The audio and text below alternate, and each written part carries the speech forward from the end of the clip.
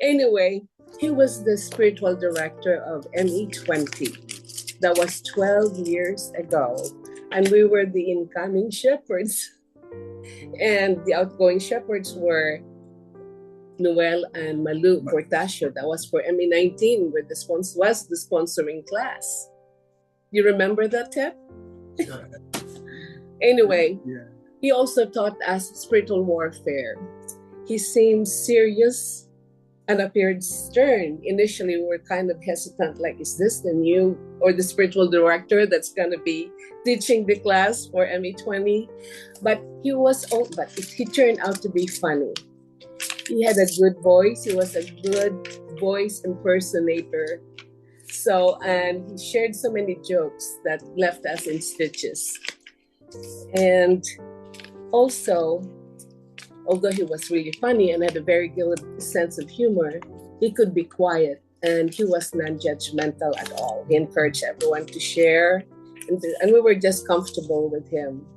He was smart and full of wisdom.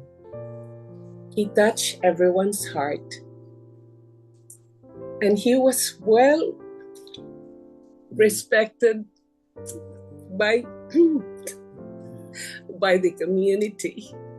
We were hoping he could come back to teach again, but unfortunately, he left early. So, Father Lino, we will miss you. Rest in peace. Thank you.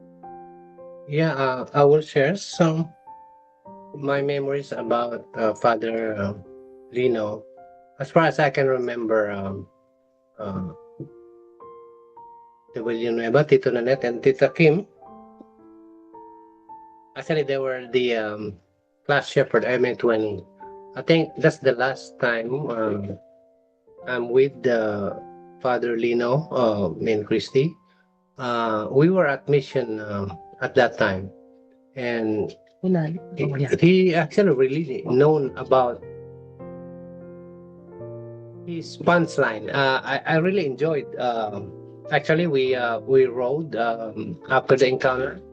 Over the weekend, we were with him, drove him to the mall, and we kind of like shop around. It's really, we really enjoyed his company. Jokes. His joke, really, he got a lot of punchline during the encounter. So a lot of members really enjoyed that. So that's really a memorable experience with him. And even we were riding together, and he made a lot of jokes with us, and he loves chocolate. He really loves chocolate. He bought chocolates. Really talking about the good things, not about just to make love. That's I'm really enjoyed be with him. Even we are we connected. I do a lot of jokes too, so I love be with him, and this really the community and our members enjoy.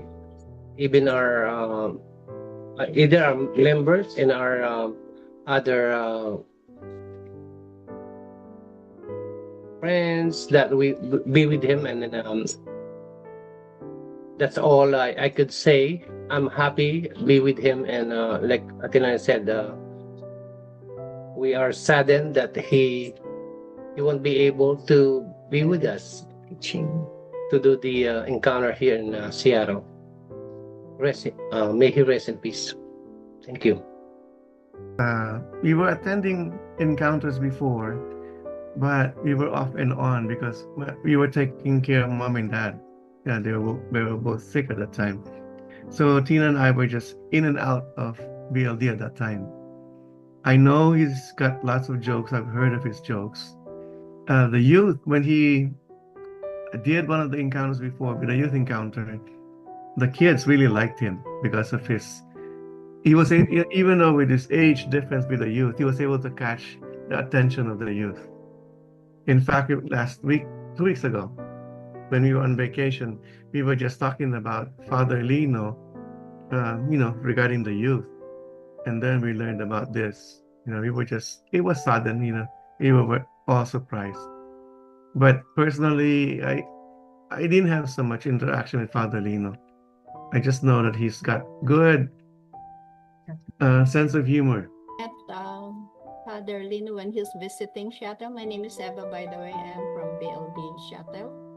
And what I know about him is he's a very jolly person, very approachable, and joke a lot in his homily or any speeches. That's what I remember from him. Thank you. Rest in peace, Father Lino. Thank you, Eva. Wala naman po kaming masyadong interaction kay Father Lino, pero we met him nung nag-teach nga siya dito sa amin, and we had so much fun kasi parang katulad ng recollections ng lahat halos, we had so much fun kasi yung type ng teaching niya is ini-incorporate niya yung mga funny jokes, and that's why hindi kami inantok during his teaching.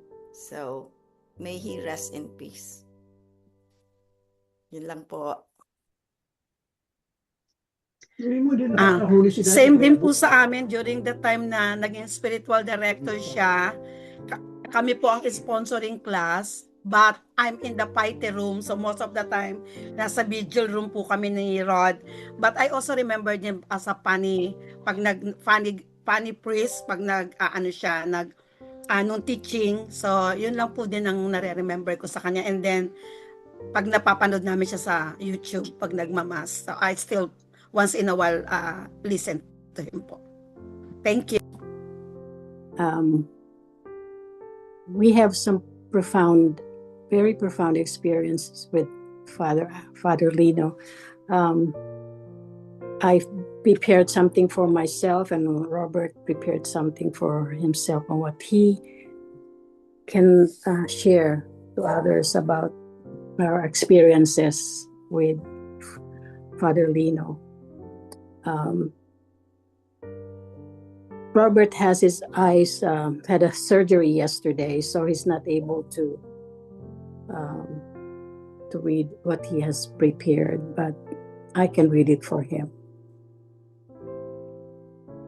Father Lino is not just a dear friend for us, he's a family. Yeah, he's a beacon of kindness and holiness in our eyes. His presence in our lives brought warmth, wisdom, and gentle reminders of the goodness in the world. He came, we came to know the depth of his kindness during the time that he stayed with us in our home. Never once he did speak ill of anyone. In his eyes, his every soul was precious.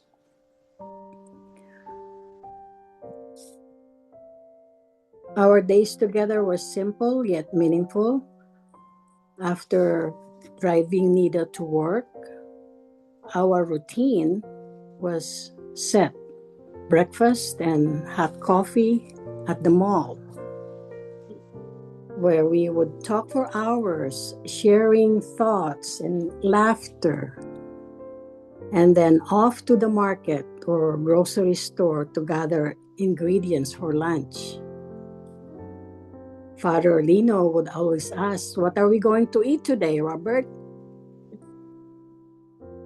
I would respond with joy, asking him what he felt like eating. His favorite, liver steak or beefsteak. He loved it, or anything fresh from the market. But what made our friendship even richer were the moments we shared outside these routines, the simple joys of companionship. On days when the sky was clear, we would go fishing at Lincoln Park. One particular day during salmon season, I playfully asked Father Lino, What's the weight of the fish you'd like to catch? Without hesitation, he replied, a good 10 pounds. Father Lino, I cast the line, and in a miraculous moment, the bait was taken. When we weighed the fish, it was precisely 10 pounds. Father Lino was delighted, and I was stunned, having spent years fishing only occasionally and had never caught a fish before. This, I believe, was a small miracle, God's kindness to his devoted servant. That fishing trip remained one of our favorite memories, often visited in our conversation and laughter. Nida and I loved him deeply. He was like a family. Wherever we traveled to Manila, we made it a point to visit him.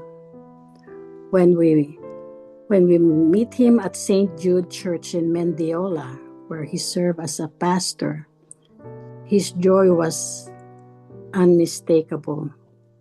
Despite his busy schedule, another mass awaited him at 1 p.m. He insisted we stay for lunch, a gesture that embodied his generosity and hospitality. The last time we saw Father Lino was in March of 2024 at the seminary where he now resides. He welcomed us with warmth, showing us his small yet beautiful room, adorned with religious objects and images collected over the years of travel. It was a space that reflected his life, a life devoted to faith, simplicity, and service. Father Lino